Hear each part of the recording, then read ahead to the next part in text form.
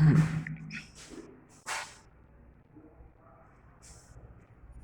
morning, students. This is the class of Physics, Chapter 1 for Standard 10. Physics का first chapter हम लोग को पढ़ना है इलेक्ट्रिसिटी. इनफैक्ट क्लास 10 में फिजिक्स को टोटली दो सेक्शन में डिवाइड किया गया है. One is the electricity and second one is light.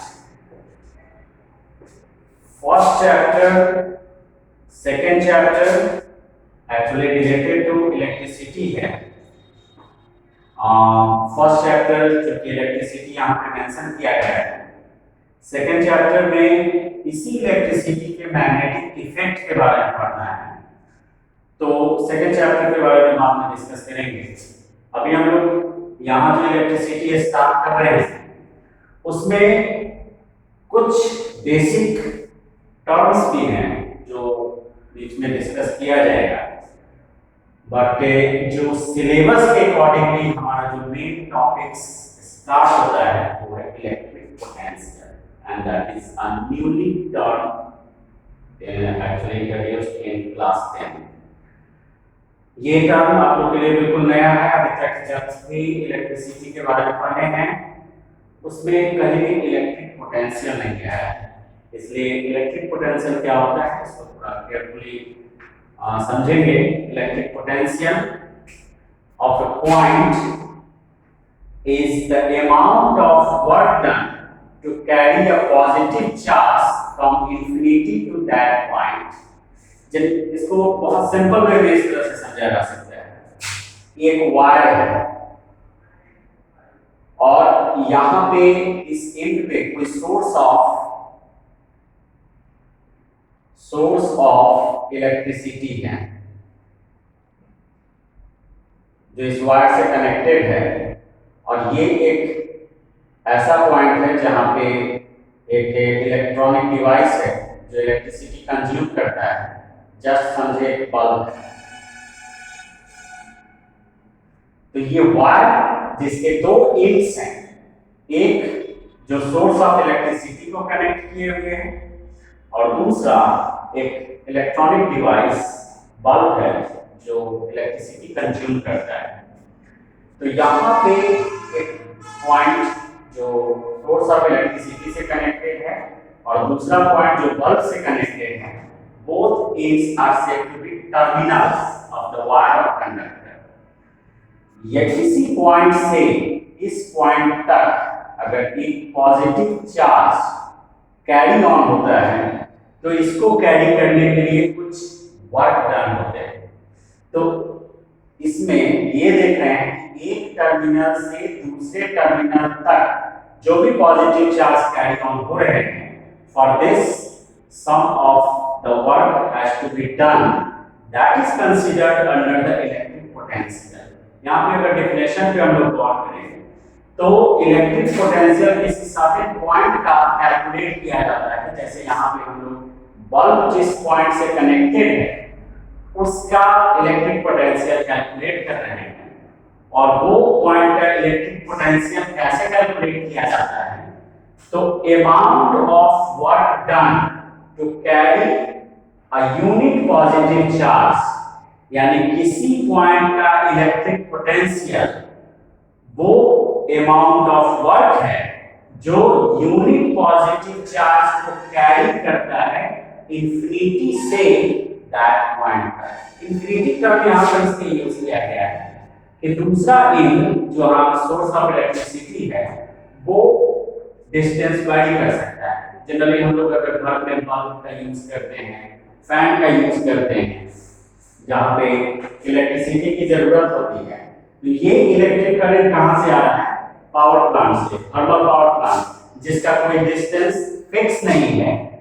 वो थर्मल पावर प्लांट यहाँ पे सोर्स ऑफ इलेक्ट्रिसिटी है जो एक सर्टेन पॉइंट पर नहीं है. That is why that point is considered as infinity.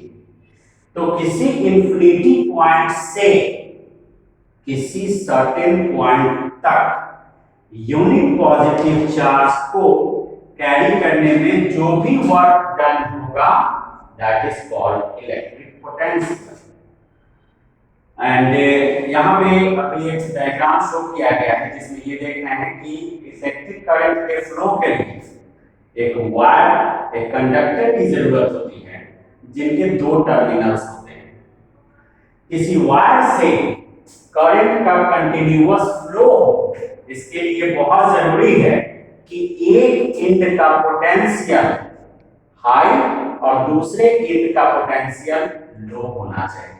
इसका मतलब ये हुआ कि जो भी वायर या कंडक्टर है उनके दोनों एंड्स का एक सर्टेन पोटेंशियल होता है और उन्हीं दोनों एंड्स के पोटेंशियल का डिफरेंस पोटेंशियल डिफरेंस कहा जाता है, जिसको कॉमनली हम लोग वोल्टेज कहते हैं।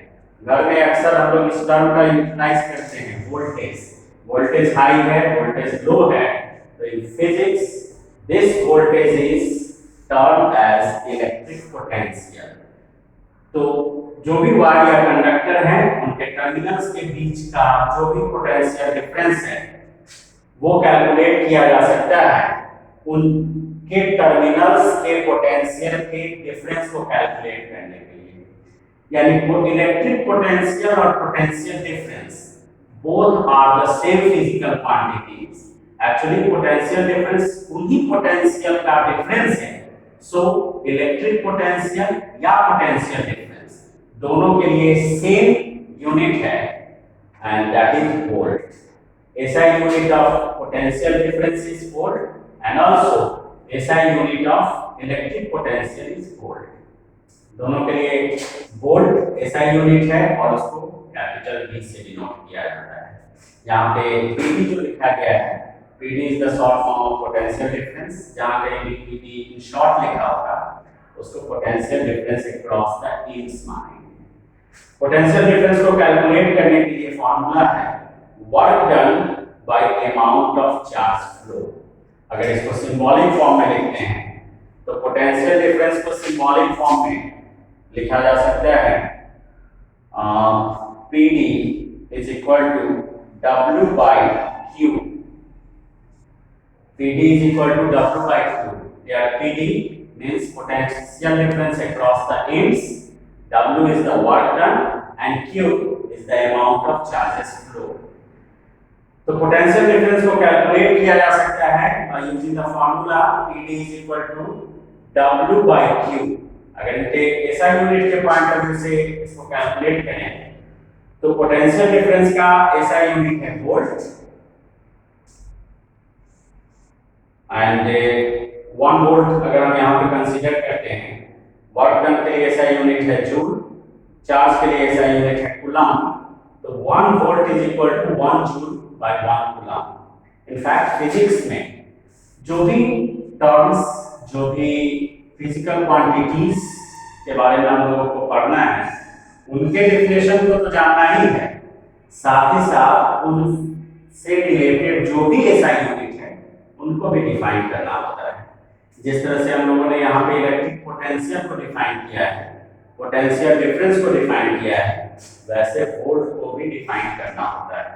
क्वेश्चन हो सकता है डिफाइन 1 वोल्ट। उसके डेफिनेशन के लिए ये इक्वेशन फॉलो किया जाएगा। इस इक्वेशन में देखते हैं 1 volt is equal to 1 joule by 1 coulomb. इसका मतलब होगा कि 1 कूलम चार्ज को कैरी करने के लिए 1 जूल वर्क डन हो तो उसका potential difference across the end 1 volt होगा।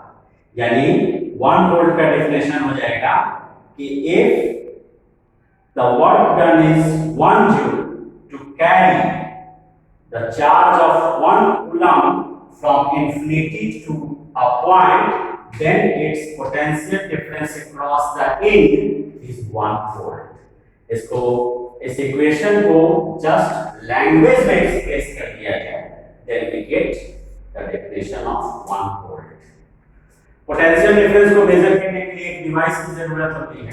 पोटेंशियल डिफरेंस यानी वोल्टेज को मेजर करना हो, हम हमारे घरों में जो भी सर्किट्स यूज किए जाते हैं या जहाँ कहीं भी सर्किट है जिसमें अप्लायंसेस वगैरह यूज हो रहा है, कितना पोटेंशियल डिफरेंस वहाँ पे है, क्या उनका वोल्टेज है, इसको कैलकुलेट करने के लिए जिस डिवाइस का यूज करते हैं दैट इज वोल्ट मीटर। यानी volt meter is a device which is used for measuring the potential difference.